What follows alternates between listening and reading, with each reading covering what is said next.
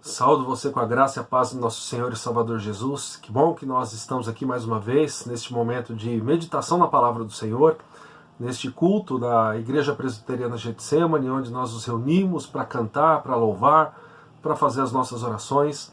Que bom que mesmo nesses tempos tão diferentes que nós estamos vivendo, nessa crise, da Covid, nesse afastamento social, que bom que nós temos ainda a oportunidade mesmo assim de nos reunirmos, e a nossa igreja tem de fato se reunido às segundas, quartas, aos domingos, em reuniões de oração, de estudos bíblicos, e graças ao Senhor que nos mantém unidos, que faz com que nós permaneçamos unidos como igreja. Eu acredito que o texto de hoje, que se encontra no Evangelho de Mateus, capítulo 14, é um texto que vem para continuar a fazer com que o nosso olhar, o nosso foco esteja em Jesus, e assim a nossa força seja refeita, a nossa esperança seja fortalecida, a nossa fé seja aumentada. O Evangelho de Mateus, capítulo 14, o texto vai do verso 22 até o verso 33. Jesus anda por sobre o mar. Texto muito famoso, mas eu acredito que das diversas lições que nós podemos tirar dele, as 3 que eu vou mencionar aqui, elas vão abençoar a sua vida. O verso 22 começa dizendo: logo a seguir compeliu Jesus os discípulos a embarcar e passar adiante dele para o outro lado, enquanto ele despedia as multidões. E despedidas as multidões, subiu ao monte a fim de orar sozinho. Em caindo a tarde, lá estava ele só. Entretanto, o barco já estava longe, a muitos estádios da terra, açoitado pelas ondas, porque o vento era contrário. Na 4ª vigília da noite foi Jesus ter com eles, andando por sobre o mar. E os discípulos, ao verem-no andando sobre as águas, ficaram aterrados e exclamaram: é um fantasma! E tomados de medo, gritaram. Mas Jesus imediatamente lhes disse: tende bom ânimo, sou eu, não temais. Respondendo-lhe Pedro disse: se és tu, Senhor, manda-me ir ter contigo por sobre as águas. E ele disse: vem. E Pedro, descendo do barco, andou por sobre as águas e foi ter com Jesus. Reparando, porém, na força do vento, teve medo, e começando a submergir, gritou: salva-me, Senhor! E prontamente Jesus, estendendo a mão, tomou-o e lhe disse: homem de pequena fé, por que duvidaste? Subindo ambos para o barco, cessou o vento, e os que estavam no barco adoraram, dizendo: verdadeiramente és filho de Deus. É interessante que nos momentos que nós estamos vivendo, nessa fase avançada, aí já são aí alguns meses, já é quase 6 meses que a gente está enfrentando essa situação aí de afastamento social, de medo de contaminação aí pela Covid-19, alguns contrassensos aparecem. Muitas pessoas estão mais presentes em casa, estão mais dentro das suas próprias casas, usufruindo ali do seu lar. Mas isso não significa que as pessoas têm mais tempo. Muitos, ao contrário disso, têm relatado um enorme acréscimo e um grande aumento na quantidade de trabalho. Pergunte para um professor se a rotina dele está mais tranquila ou não, você vai ver a resposta. Além das aulas, além das correções das lições e provas, tem todo um preparo necessário aí para fazer a transmissão das aulas. Alguns professores têm que aprender aí a utilizar alguns aplicativos, e muitas vezes se gera uma grande confusão, porque você está dentro de casa, está trabalhando e tem lá o seu marido, a sua esposa, tem os filhos, tem o cachorro latindo, tem o carro do ovo vendendo ovo na rua, e é uma loucura. Então muitas vezes a gente pensou que teríamos mais tempo dentro de casa, mas não, a gente continua, a grande maioria das pessoas, com uma agenda muito corrida. Nós continuamos buscando muitas coisas, nós temos às vezes muitos objetivos na vida, mas eu quero chamar a sua atenção para algo muito importante. Nós precisamos também, irmãos, refletir sobre o reino de Deus. Nós precisamos refletir sobre a missão que nós temos no mundo. Muitas vezes nós estamos e andamos tão ocupados, com a nossa cabeça tão cheia de preocupações e questões, que corremos o risco de nos esquecer de que de fato nós somos cidadãos do reino. E a primeira lição que eu gostaria de destacar dentro desse texto maravilhoso é que Jesus chama os seus discípulos para perto dele. Então, se você tem experiência com Deus, se você passou pela experiência da conversão, se de fato você tem olhado para a sua Bíblia, meditado nas palavras, se você olha para esse tema tão importante, né, que eu tenho frisado tanto, que é o discipulado, e se você se preocupa com ser de fato um discípulo, ser de fato um seguidor de Jesus, você precisa entender que Jesus chama você para estar perto dele. Jesus chama os seus discípulos para perto dele. O verso 22 diz assim, que logo a seguir, compeliu Jesus os discípulos a embarcar e passar adiante dele para o outro lado, enquanto ele despedia as multidões. Jesus está ali ainda com as multidões, ele está despedindo as multidões, mas ele fala para os discípulos, entrem num barco e se afastem. E aqui parece que Jesus está fazendo o contrário, né? Se afastando dos discípulos, mas mais para frente você vai perceber que ele vai ao encontro deles, né? E ao mesmo tempo, Jesus ele fica para despedir as multidões. E muitas vezes quando a gente lê, a gente pensa assim, poxa, por que Jesus faz isso?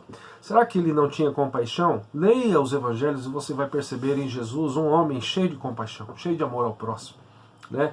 Até no texto completamente anterior, né, no texto que vai do verso 13 até o verso 21, na primeira multiplicação de pães e peixes, você vai ver Jesus preocupado com aquelas pessoas que elas não poderiam ir embora, né, e percorrer aí talvez grandes distâncias e sem ter o que comer. Jesus providencia, né, o milagre da multiplicação dos pães e peixes.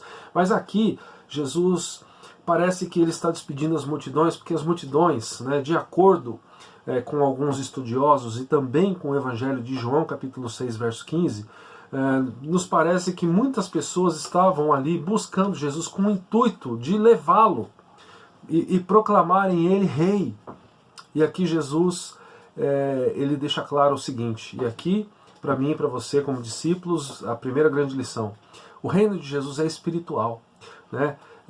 Então por isso ele se afasta, ele se recusa a ter envolvimento com qualquer esfera política, né? Algo de caráter definitivamente terreno. Então, se Jesus ele está ensinando aqui para as multidões, né? Não, eu não vou ser proclamado rei agora, né? E ele despede as multidões porque ele está mostrando que ele não está preocupado, né, simplesmente, tão somente com questões políticas. Não é que ele não tinha essa preocupação, mas o foco dele era outro. O foco dele era demonstrar que de fato o reino de Deus é o reino espiritual, que a vida ela é muito mais do que esses breves anos que nós passamos, algumas décadas que nós passamos aqui, né? Então, o que isso tem a nos ensinar? Nós estamos envolvidos, né, ou apenas envolvidos com assuntos terrenos e transitórios? O que ocupa a nossa mente? O que ocupa, né, a gaveta das nossas preocupações? São apenas coisas deste mundo? Ou, ao contrário disso, nós estamos envolvidos com o reino de Deus? Se Jesus, de acordo com alguns comentaristas bíblicos, de fato ele está mostrando que o reino dele é muito maior do que questões meramente transitórias e passageiras, né? Terrenas, melhor dizendo, terrenas e passageiras. Se o reino dele é um reino espiritual, por que eu e você como discípulos vamos gastar a maior parte das nossas vidas, ou quem sabe toda a nossa vida, simplesmente preocupados com questões passageiras, com acúmulo de riqueza, com acúmulo de bens? Eu me recordo de um pastor amigo que ele dizia, muitas vezes em uma conversa de amigos ali, ele falava que algumas pessoas, como o sogro dele, isso eu achei muito engraçado, né? Ele falava assim, poxa, o meu sogro, ele pensa que para abençoar as filhas dele, basta com que ele acumule bens e entregue esses bens. Ele tem que pensar, né, em ensinar conceitos do reino de Deus. Esse é que ele tem que pensar em fazer. Ele não falava mal do sogro, mas eu achei muito interessante, porque de fato, muitas vezes, nós corremos esse risco, né? O nosso envolvimento ser um envolvimento simplesmente em questões dessa vida, como se não houvesse eternidade, como se não existisse vida após a morte. E se você de fato está pensando assim, não, pastor, eu estou envolvido com o reino de Deus, eu quero fazer uma pergunta. A adoração é um tópico aí que você tem na sua lista de estudos? Adoração a Deus? Ou seja, além das preocupações que você tem, além dos desejos que você tem, das áreas que você quer desenvolver na sua vida profissional, né, a adoração tem que ser algo que ela vem antes de tudo isso. Nós somos seres criados pelo Senhor e devemos adorar ao Senhor, né? Adorar ao Senhor, né, aproveitar, né, nos deslumbrarmos com a sua presença. Isso deve ser encontrado na nossa vida. Além disso, a preocupação com o discipulado em si. O que é discipulado? O que significa? Eu sou discípulo. Como é um discípulo? O que o discípulo faz? O que ele não faz? Né? Qual o caminho? Como saber? Como desenvolver isso? Meus irmãos, algumas pessoas talvez estejam na igreja há anos e não sabem explicar o que significa ser discípulo, ou seja, o que é um seguidor de Jesus. E também a questão do evangelismo. Então eu anotei aqui no meu rascunho que eu estou olhando toda hora, esses 3 aspectos. Será que a adoração verdadeira, bíblica, cristã, né, reformada, né, da maneira como ela deve ser, ela é uma realidade da minha vida? Discipulado, evangelismo, ou seja, uma vida centrada no Evangelho de Cristo. Né? E aí o que acontece? Se a nossa vida é centrada no Evangelho, nós vamos concordar com o apóstolo Paulo quando ele diz lá em Filipenses 1:21, portanto, para mim, o morrer é Cristo e o viver é Cristo e o morrer é lucro. Portanto, para mim, o viver é Cristo e o morrer é lucro. A gente acha tão bonita essas palavras de Paulo, mas a gente precisa, de fato, olhar. Esse é o caminho, né, da abnegação, negar a nossa própria vontade, porque nós temos uma vontade que a palavra diz ser boa, perfeita e agradável, disponível para nós, e nós precisamos buscá-la. E aí depois, por que eu digo que Jesus chama os discípulos para perto dele? Porque o texto vai continuar dizendo que as multidões foram despedidas e ele sobe ao monte a fim de orar sozinho. Em caindo a tarde, Jesus estava lá, sozinho. Entretanto, verso 24, o barco já estava longe, a muitos estádios da terra, açoitado pelas ondas, porque o vento era contrário. Na 4ª vigília da noite, foi Jesus ter com eles andando por sobre o mar. Então olha que interessante, quando Jesus despede as multidões, né, nós já aprendemos a 2ª lição aqui, olhando para a vida do mestre, né? A oração aproxima o discípulo de Cristo. Jesus, sendo Deus em forma humana, ele tinha uma necessidade enorme de orar, né, demonstrando assim a necessidade de comunhão, a busca por uma proximidade, a busca por comunhão com o Pai.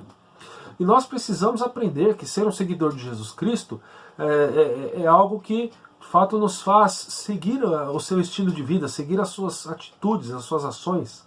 E Jesus aqui era um homem de oração. Da mesma maneira, o discípulo tem que ser, né, uma pessoa de oração. É interessante a gente olhar para a vida de Jesus, né, nesse tópico oração, e a gente vai perceber que, de fato, ele dedicou muito tempo, né, muitos momentos para a questão da oração. Jesus orou em lugares solitários, ele orou em uma colina, em Genezaré, ele orou de dia, de noite, às vezes ele passava a noite em oração.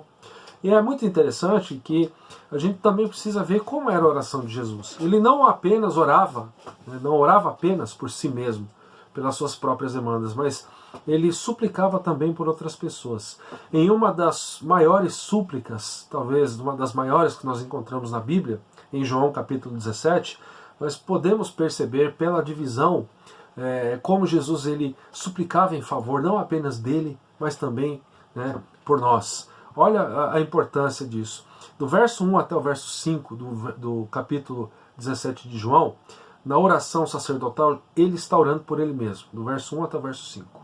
Do verso 6 até o verso 19, ele está orando pelos apóstolos, por aqueles homens que foram chamados, pelos primeiros discípulos que foram chamados ali, que caminharam juntamente com ele. Eles são alvo da oração de Jesus. E do verso 20 a 26, a igreja universal, a igreja constituída de todos os chamados e restaurados por ele mesmo, Cristo, né, que viviam naquela época, que vivem hoje, que ainda nascerão, que fazem parte da igreja, né, que esse povo todo que será constituído, essa igreja toda que será reunida quando o Senhor voltar segunda vez para nos separar e para nos levar juntamente com ele. Então, veja que através desse exemplo em João 17, você percebe né, que ele orava por demandas próprias, mas toda a sua oração está relacionada com o reino de Deus. Porque quando ele estava orando por ele mesmo, ele estava orando para que de fato ele cumprisse a vontade do Pai, para que ele cumprisse o desígnio que ele recebeu de Deus o Pai. Né? Então, em toda essa súplica, lá em João 17, nós percebemos Jesus voltado para o reino. Né? Então nós precisamos entender isso também. Em primeiro lugar, Jesus chama os seus discípulos para perto dele. E em segundo lugar, os discípulos, eles são aproximados dele, Cristo, através da oração. Interessante que eu falei da oração, mas para mostrar como ele chama os discípulos para perto dele ainda, né, o texto fala que quando o barco já estava longe, olha lá no verso 25, na quarta vigília da noite, Jesus ele foi para onde? Depois de orar. Depois do seu momento de oração, ele vai para perto dos discípulos. Meus irmãos, se nós entendermos o que está acontecendo aqui, a nossa vida de oração tem que mudar. A oração ela tem que ser uma prioridade nas nossas vidas. Conheço um rapaz, né, conheci ele em um congresso anos atrás, e a gente acompanha aí via rede social, e ele comentou na rede social sobre oração o seguinte: nós não oramos porque nós não entendemos a necessidade, porque nós não planejamos. Né? Por isso não temos tempo para oração. Né? Porque nós não entendemos a necessidade que nós temos de orar. E quando a gente olha para Jesus, inúmeros textos dos evangelhos nos mostram como ele valorizava a oração. Então, se você quer ter uma vida com sentido, com significado, você precisa, meu irmão, minha irmã, você precisa de envolvimento com o discipulado. Porque enquanto você entende que Jesus ele te chama para ser um seguidor dele, né, você vai perceber o amor dele. Porque ele não nos chama porque nós somos bonzinhos, não. Não vá pensar que esse que vos fala aqui é uma pessoa perfeita. Jesus ele conhece todos os meus defeitos, assim como ele conhece os seus, mas mesmo assim existe um plano maior, né, um plano de salvação, e dentro deste plano o Senhor decidiu nos acolher como filhos. Né? E a cruz de Jesus, o sacrifício dele naquela cruz do Calvário, a prova final de que ele ali entrega, o Senhor, Deus o Pai, entrega o próprio Filho por nós, para que não fôssemos mais escravos do pecado, para que não fôssemos ali condenados à morte eterna, mas para que ao contrário disso tivéssemos vida eterna.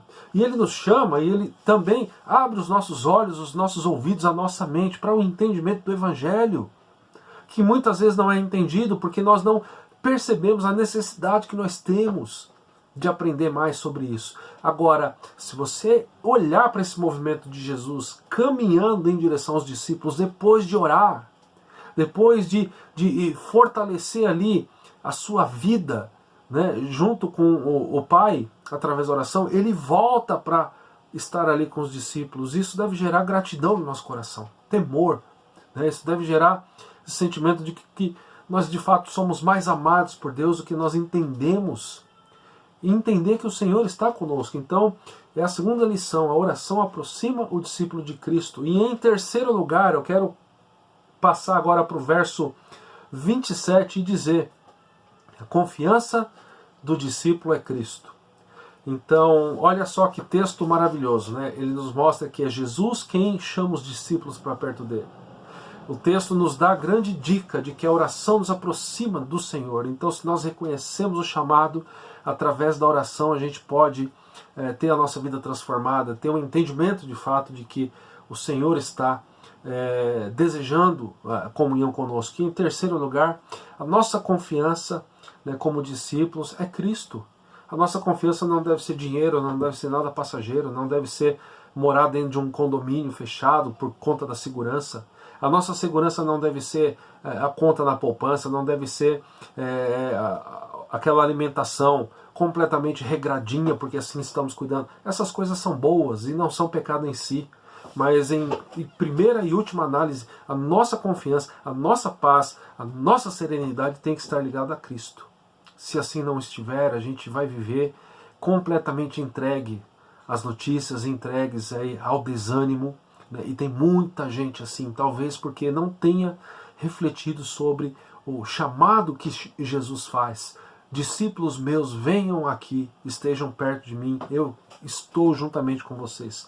No verso 27 o texto diz assim que Logo depois, né, vou ler o 26 para ficar mais claro, os discípulos, ao verem-no andando sobre as águas, ficam aterrados e clamam, né, é um fantasma, e tomados de medo gritam, mas Jesus imediatamente lhes diz, tem de bom ânimo, sou eu, não temais. Meus irmãos, olha só o que Jesus está dizendo, essas palavras valem para nós ainda hoje. Né? Se Jesus, né, à luz do que ele fez aqui, né, caminhando por sobre o mar para estar ali perto dos discípulos, se a gente entende, né, que esse mesmo Jesus ele vive conosco hoje em comunhão, se ele nos busca, a gente entende também que essas palavras ainda são para nós. Não tenham medo. O que é que tem trazido medo para a tua vida? O que é que tem feito com que você se esconda embaixo do cobertor, como se você tivesse com medo do fantasma? O que é que você sofre, tanto sofre? O que é que te apavora? Você, se estiver buscando a Deus através dessa grande dica, dessa segunda lição, que a oração nos aproxima de Jesus, você vai aprender a ter confiança nele.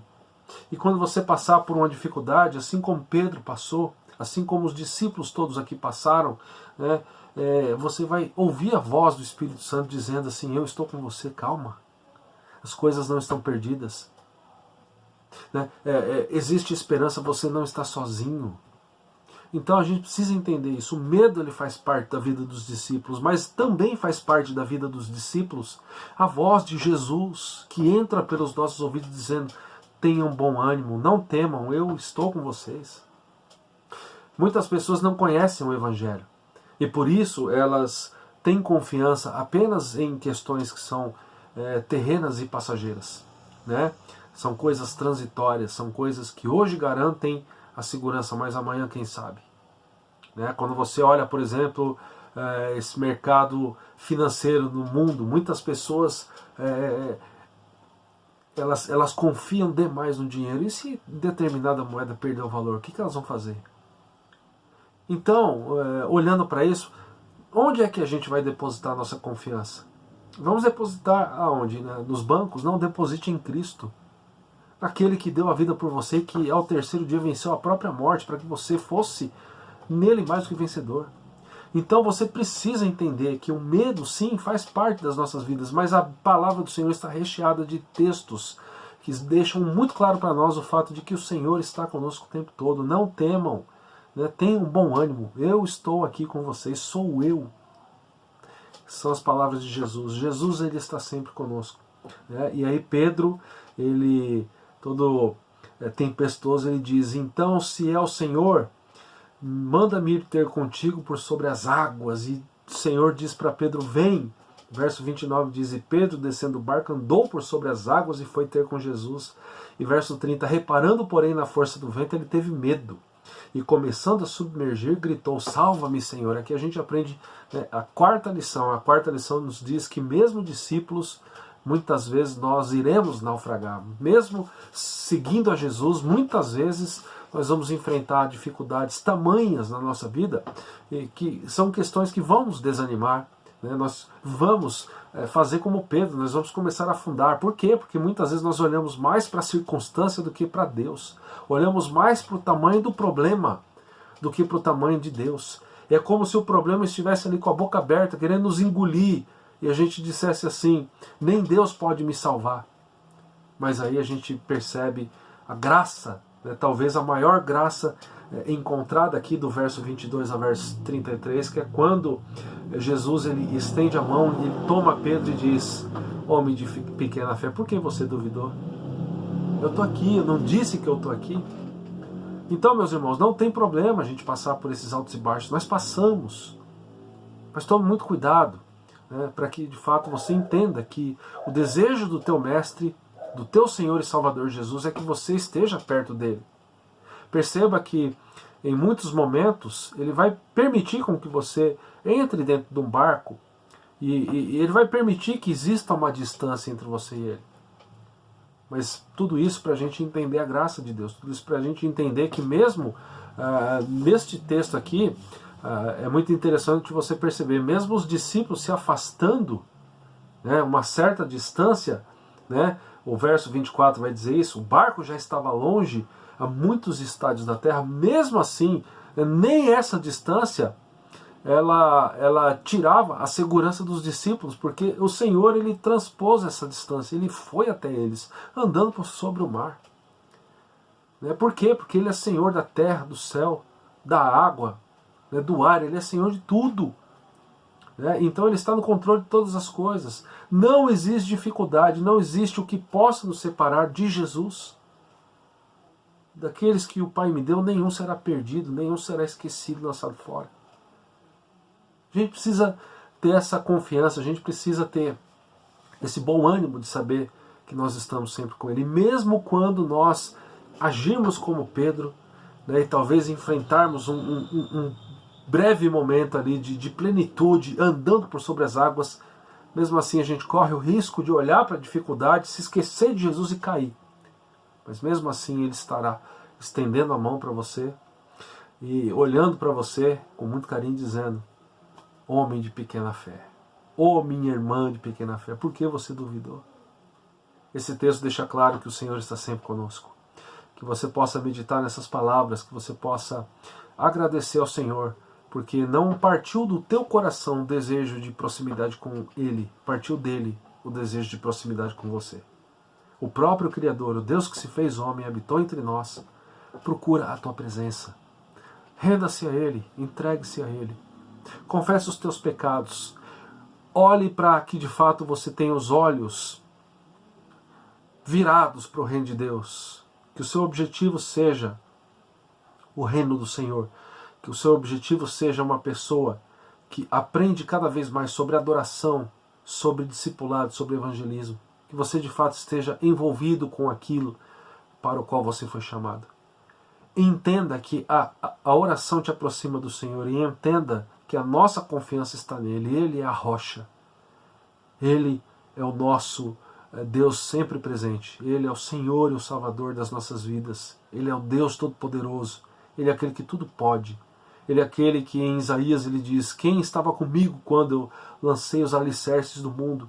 Quem me deu conselho? Eu não preciso de ninguém. E é este Deus grandioso que sabe exatamente pelo que você está passando. E se você está temendo, se você está aterrorizado com essa situação da Covid, ou porque você está enfrentando, além da Covid, outra situação, é Ele quem quer que você escute nos seus ouvidos a sua voz dizendo: tenham bom ânimo, eu estou com vocês.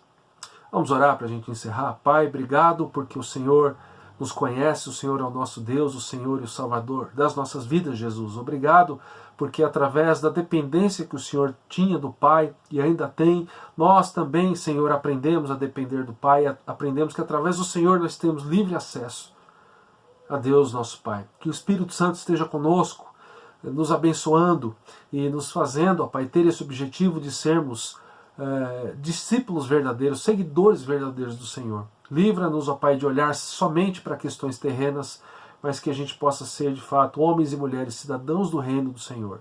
Perdoa os nossos pecados e continua nos abençoando, é o que nós lhe pedimos, em nome do Senhor Jesus. Amém e amém.